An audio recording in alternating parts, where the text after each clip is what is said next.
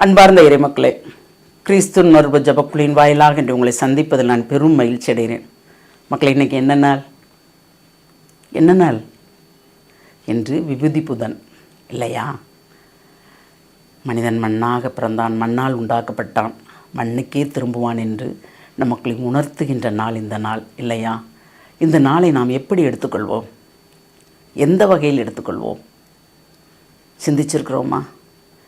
நாம் திருளா கிறிஸ்தவர்களா, நிறைவான கிறிஸ்தவர்களா, இறைவனுக்கு உகந்த கிறிஸ்தவர்களா, கிறிஸ்துவின் மறுபிறப்பா, மறுபிரதிபலிப்பா என்றாவது நாம் சிந்தித்திருக்கிறோமா? இன்று சிந்திக்க அழைக்கிறார் இறைவன். என்ன வார்த்தையில் அழைக்கிறார் என்று பார்ப்போமா? சீராக்கின் ஞான நூல் அதிகாரம் 17 இறை வார்த்தை 1-5 முடிய. ஆண்டவர் மனிதரை மண்ணால் படைத்தார், மீண்டும் அந்த மண்ணுக்கே திரும்புமாறு செய்கிறார். அவர்களுக்கு ஒரு குறிப்பிட்ட கால வரை வகுத்தார். மண்ணுலகில் உள்ளவற்றின் மீது அவர்களுக்கு அதிகாரம் அளித்தார். தமக்கு உள்ளதை போன்றே வலிமை அவர்களுக்கு வழங்கினார். தமது சாயலாகவே அவர்களை உருவாக்கினார். எல்லா உயிரினங்களும் மனிதருக்கு அஞ்சும்படி செய்தார். விலங்குகள், பறவைகள் மீது அவர்களுக்கு அதிகாரம் அளித்தார். தாம் 5 அறிவை பயன்படுத்தும் உரிமையை ஆண்டவர்கள் அவருக்கு அளித்தார். 6வது தம் அறிவுத்திறனில் பங்கு கொடுத்தார். அந்த 6 அறிவை விளக்கும் பகுத்தறிவை 7வது கொடையாக வழங்கினார். Praise the Lord. மனிதன் மண்ணால் உண்டாக்கப்பட்டான் இல்லையா? மண்ணுக்கே திரும்புகிறான். இன்று அந்த நாளை நமக்கு நினைவுபடுத்துகிறது. நாம் என்னதான் சொத்து சுகம் சேர்த்தாலும், எந்த நிலையில்தான் நாம் பெரிய பணக்காரங்களா, கோடீஸ்வரங்களா இருந்தாலும், நான் ஞானியா அறிஞானியா என்று இருந்தாலும், எல்லாருக்கும் ஒரே இடம் மண்ணுதான், 6 அடி நிலம்தான் இல்லையா? அந்த 6 அடி நிலம் நமக்கு சொந்தமா? இல்லை. நம் இயேசுக்கு சொந்தமான இடம் கிடைத்ததா?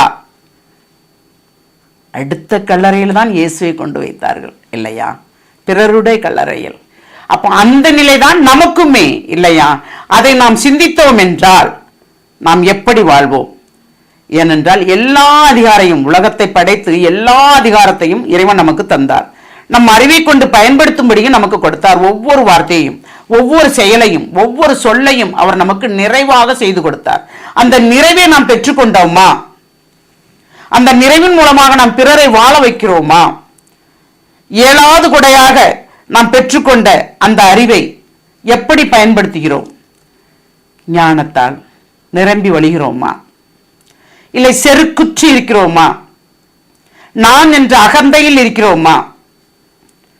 நான் என்ற அகந்தை இருந்தால் எடுத்து வீசுவோம். உணவிலோ உடையிலோ இல்லை, நம் சொல்லிலும் செயலிலும் ஒவ்வொரு காரியங்களிலும் இருக்கிறது. எல்லாமே தாழ்த்தி நம்மளை வருத்தி நம் ஆன்மாவை இறைவனிடம் ஒப்படைக்கும் போதுதான் இறைவனுக்கு உகந்த வாழ்க்கை வாழுகிறோம்.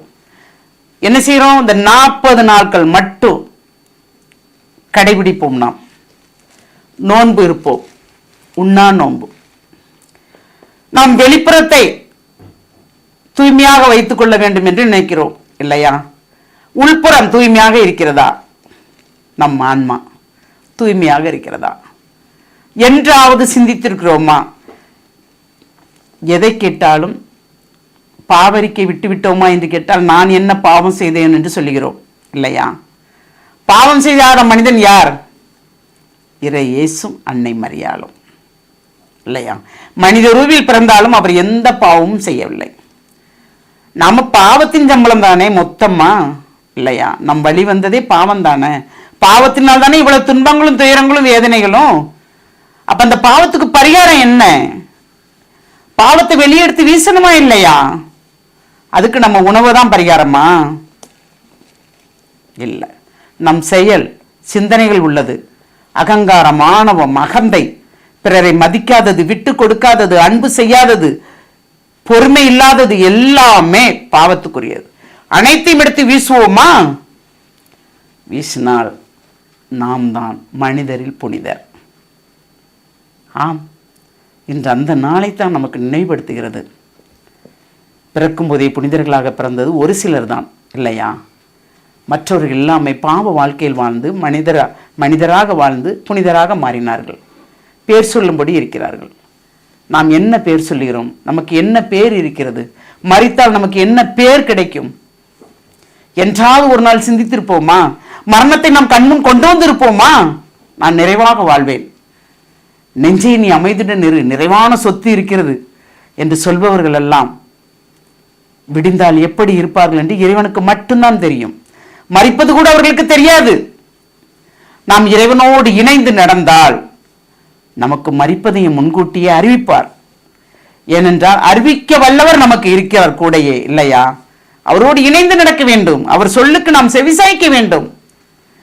அந்த செவிசாய்க்காதல் தானே பாவம் உள்ளே நுழைந்தது. அந்த பாவத்தின் சம்பளம் தானே மரணம் வந்தது. மரணத்தை வெல்ல யாரால் முடியும்? எல்லாருக்குமே மரணம்தான், இல்லையா? பாவம் தலைவிரித்து ஆடுகிறது. அந்த பாவத்தில் உள்ளவர்கள் வியாதியின் தன்மையால் மரித்து போகிறார்கள். பாவத்தின் மொத்த சம்பளம் மரணம். ஆனால் வியாதி வந்தாலும் அவரோடு இணைந்து நடப்பவர்களுக்கு இறைவன் தூக்கி எடுக்கிறார். அந்த துன்பத்தை நமக்கு தாங்கக்கூடிய வலுவை தருகிறாரா இல்லையா? தருகிறார். எதற்கு நன்றி சொல்ல வேண்டும்? இறைவா, நான் உன்னோடு நடந்து உன்னுடைய சொல்லை கேட்டு நான் வாழுகிறேனே, அதற்கு நான் நன்றி சொல்ல வேண்டும் என்று நாம் நினைத்தோம் என்றால் நாம் தான் நிறைவுள்ள மக்களாக இருப்போம். இன்று இந்த நாளை ஒரு புனித நாளாக ஆரம்பிக்கிறோம், இல்லையா? எல்லா வகையிலையும் பொறுமையை கடைபிடிப்போம். எந்த நிலையிலையும் விட்டு கொடுப்போம். நான் என்ற எண்ணத்தை தூக்கி வீசுவோம். நான் மட்டும் வாழ்ந்தால் மட்டும் போதாது, பிறரும் வாழ வேண்டும் என்று நினைப்போம். நான் வாழ வேண்டும் என்று நினைத்தால் நம்மிடம் அகந்தை தான் மிஞ்சிருக்கிறது. நாம் சாப்பிடுகிறோம், பிறரை பார்த்து கொண்டே இருக்கிறார் என்றால் அதில் என்ன நிறைவு இருக்கிறது? நம் உண்ணுகின்ற உணவை பிறருக்கு பகிர்ந்தளிக்கும் போது எல்லாமே நிறைவாக அமைகிறது, இல்லையா? நாம் கொடுக்கும்போது நீ கொடுப்பதை நீ எந்த அளவையால் அளக்குறியோ அதே அளவுதான் உனக்கு அளக்கப்படும். சொல்றதா இல்லையா? எல்லாமே இறைவார்த்தை தான் மக்களே. எந்த வார்த்தையுமே சேர்க்கல, இல்லையா? இஷ்டப்படி சேர்க்கவே இல்லை. இறைவார்த்தையில் தான் கொடுக்கிறோம் நம்ம. அப்ப அந்த இறைவார்த்தையை நாம் வாசிக்கும் போது அவர் நமக்கு உணர்த்துவது அனைத்துமே நாம் பெற்றுக்கொள்ளலாம், நிறைவேறலாம், இல்லையா? அந்த இறை சிந்தனையை கேட்போமா? தாயும் தந்தையுமான இறைவா, ஆதி மனிதனை மண்ணை எடுத்து உருவாக்கி சாயலில் எங்களை உருவாக்கினீர் ஆண்டவரே. நாங்கள் உமக்கு கீழ்ப்படியாததால் பாவத்தில் வந்து விழுந்தோம். ஆமாண்டவரே, எங்களையும் பாவத்திலிருந்து மீட்பதற்காக உம்முடைய மகனை எங்களுக்கு பலியாக தந்தீர் ஆண்டவரே. அதை எப்பொழுது நாங்கள் கரித்து கொண்டு பாவத்தில் விழாதவாறு எங்களை நாங்களே தூய்மையாக்கி உம்மோடு இணைந்து நடந்தபடி அந்த வரம் தர வேண்டும். நாங்கள் செய்த குற்றங்குறைகள் அனைத்தையும் மன்னித்து எங்களை நிறைவாக நீர் உம்மோடு சேர்த்து வழிநடத்த போகிற அந்த கிருபைக்கு நன்றி கூறி எங்களை முழுமையாக உம்முடைய இரக்கத்துக்குள் ஒப்புக் கொடுக்கிறோம். ஜெபம் கேட்கும் நல்ல பிதாவே. ஆமேன், ஆமேன், ஆமேன்.